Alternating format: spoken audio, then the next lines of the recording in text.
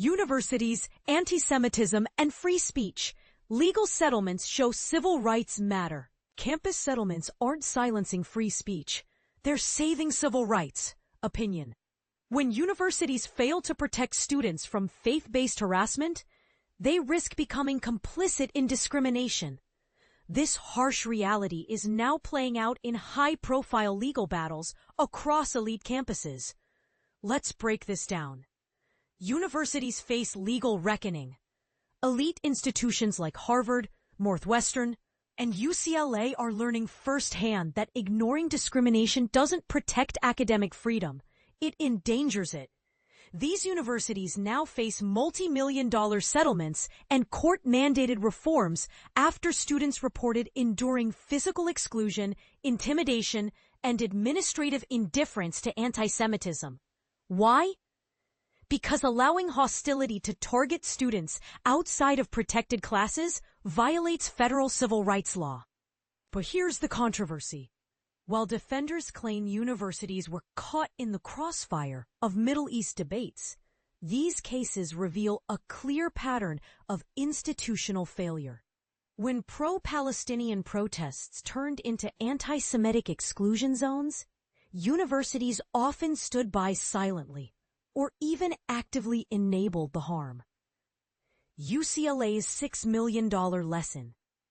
Last month, UCLA agreed to a $6 million settlement after Jewish students and a professor described being barred from campus spaces during pro-Palestinian demonstrations.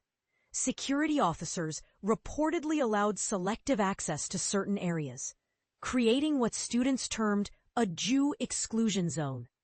The Justice Department declared this discriminatory, violating Title VI, which prohibits bias in federally funded programs, and the Constitution's Equal Protection Clause.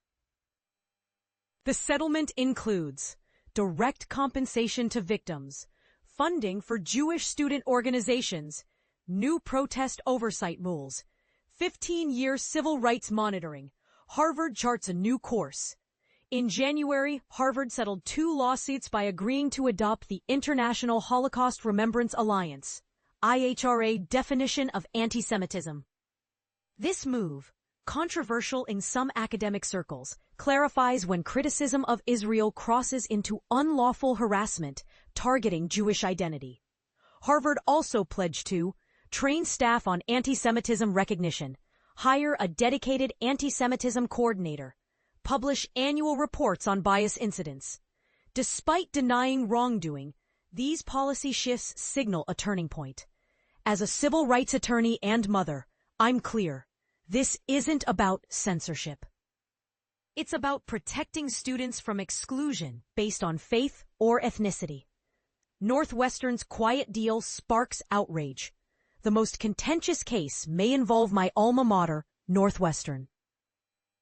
After pro-Palestinian protests erupted in May 2024, administrators secretly negotiated a memorandum of understanding, allowing protest encampments and institutional support for anti-Zionist groups.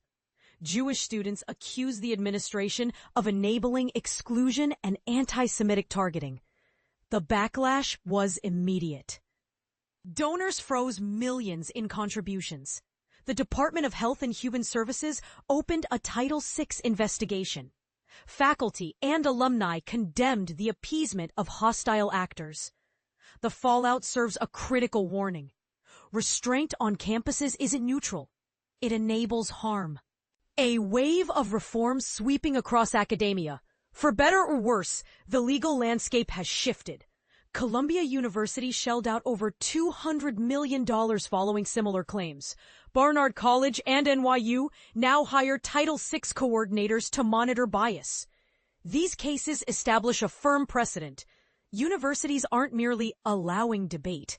They're legally obligated to maintain environments free from discrimination.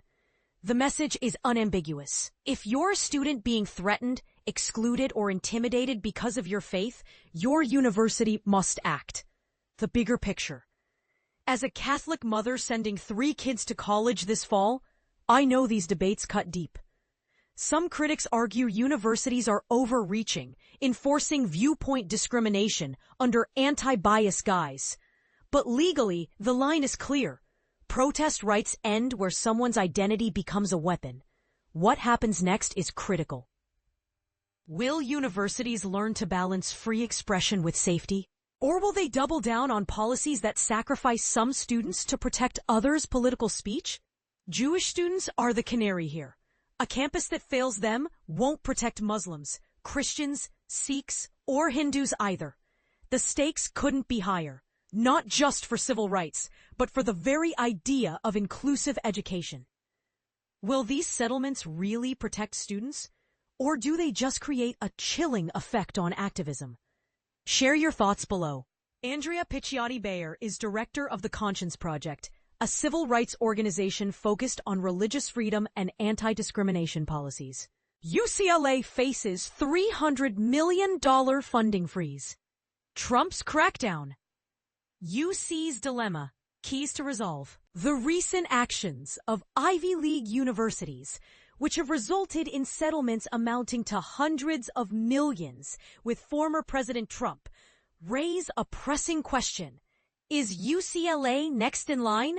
This week, leaders at the University of California are confronted with a challenging decision following the U.S. Department of Justice's announcement that UCLA has infringed upon the civil rights of Jewish students during pro-Palestinian demonstrations.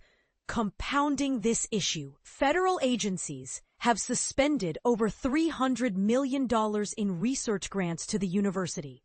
The dilemma facing UC leaders is stark. Should they opt for a costly settlement that could provoke backlash from taxpayers, politicians, and campus communities in a predominantly liberal state that largely opposes Trump and his efforts to reshape higher education? Alternatively, should they choose to fight in court, risking a lengthy legal battle that could lead to even more severe federal repercussions for the nation's leading public university system, which has so far managed to avoid direct confrontations with the White House? Key figures in the University of California system, including system-wide President James B. Milliken, UCLA Chancellor Julio Frank, and the 24-member Board of Regents, of which California Governor Gavin Newsom is an ex officio member, are under pressure to make a decision within days. Hashtag the roots of the conflict. The conflict escalated following findings released by U.S. Attorney General Pam Bondi, which indicated that UCLA would face significant consequences for its deliberate indifference to the civil rights of Jewish and Israeli students who reported anti-Semitic incidents since October 7, 2023. This date marks the onset of Hamas's attack on Israel, which subsequently ignited a war in Gaza and led to a pro-Palestinian student encampment on Royce Quad. The Justice Department has given the University of California, which manages federal legal matters for UCLA and 9 other campuses, a week to respond to the antisemitism allegations. They stated that unless there is a reasonable assurance of reaching an agreement to eliminate the hostile environment and prevent its recurrence, they would proceed with a lawsuit by September 2nd. Just a day after the Justice Department's findings were made public, several federal agencies, including the National Institutes of Health and the National Science Foundation, announced the suspension of numerous grants to UCLA researchers. A letter from the NSF highlighted allegations of discrimination in admissions and a failure to foster a research environment free from anti-Semitism. Similarly, a letter from the Department of Energy, which halted grants related to clean energy and nuclear power, accused UCLA of endangering women by allowing men in women's sports and private women-only spaces. Initial reports indicated that the funding cuts could exceed $200 million, but further information revealed that the total could surpass $300 million. Representing more than a quarter of UCLA's annual federal funding of $1.1 billion. UCLA has yet to disclose a final figure. In a message to the campus community, Chancellor Frank expressed his disappointment with the government's actions, stating, "This far-reaching penalty of defunding life-saving research does nothing to address any alleged discrimination. A representative from the Department of Health and Human Services, which oversees the NIH, emphasized that they would not support institutions that promote anti-Semitism, asserting their commitment to ensuring compliance with the law. An NSF spokesperson confirmed the funding cuts, indicating that UCLA no longer aligns with current NSF priorities, while a Department of Energy spokesperson corroborated the freezes without providing additional details. What lies ahead? The Times has engaged with numerous current and former senior UC leaders, as well as higher education experts, regarding the swift deliberations occurring this week. This situation marks a significant moment as a major public university system finds itself entangled in the political landscape of a White House that has primarily directed its scrutiny towards Ivy League institutions. Trump has accused universities of harboring liberal biases, engaging in illegal recruitment practices that disadvantage white and Asian American students and faculty, and being overly accommodating to pro-Palestinian students, whom he labels as anti-Semites aligned with Hamas. While universities, including UCLA, have largely refuted these claims, officials have acknowledged shortcomings in addressing the concerns of Jewish students. Over the past 2 years, encampments have occupied portions of campuses, leading to accusations that they obstructed access for pro-Israel Jewish individuals. In a significant settlement announced prior to the Justice Department's findings, UCLA agreed to pay $6.45 million to resolve a federal lawsuit filed by 3 Jewish students and a medical school professor who alleged that the university violated their civil rights and allowed anti-Semitism to flourish during the pro-Palestinian encampment in 2024. Approximately $2.3 million will be allocated to 8 organizations supporting Jewish communities, including the Anti-Defamation League, Chabad, and Hillel. An additional $320,000 will be directed towards a UCLA initiative aimed at combating anti-Semitism, with the remainder covering legal fees. Both Frank and Milliken have refrained from commenting on potential next steps for UCLA, as Friday marked Milliken's first day in office following the planned departure of former UC President Michael V. Drake, who is set to return to teaching and research. In public statements this week, Governor Newsom indicated that he was reviewing the Justice Department's findings and that UC would respond appropriately.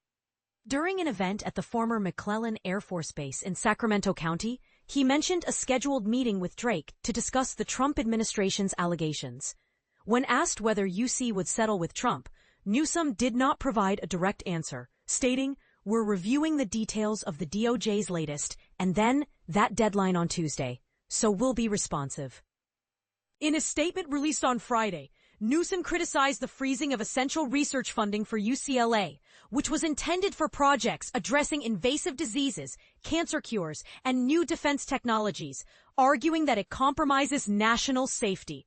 He described the situation as a cruel manipulation of Jewish students' genuine concerns about anti-Semitism on campus, using it as a pretext to cut millions in grants that contribute to the safety and health of all Americans.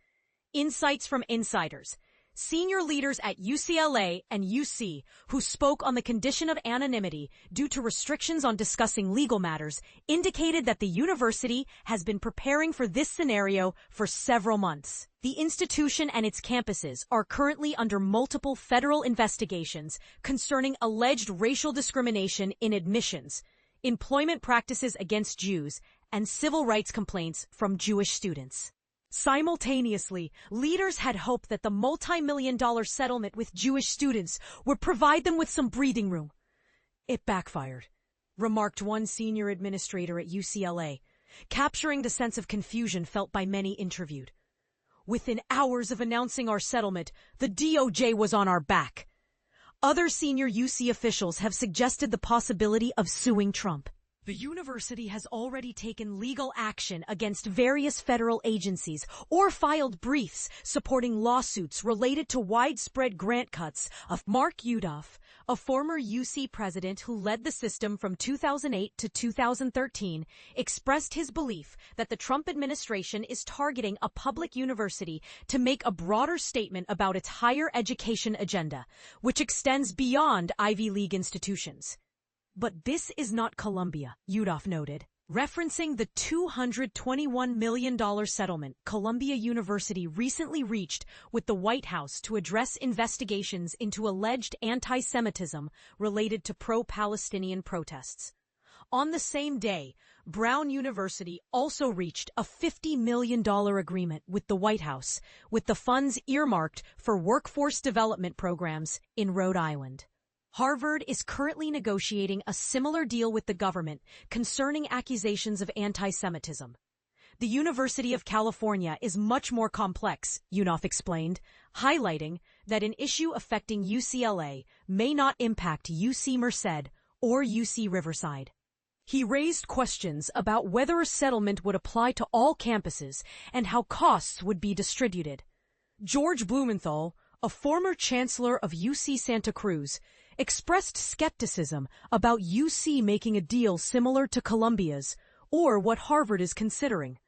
He argued that committing public funds to Washington in the range of tens or hundreds of millions of dollars seems politically unfeasible in California. Pro-Palestinian groups at UCLA have voiced their disagreement with the premise of negotiations, noting that many participants in last year's encampment were Jewish.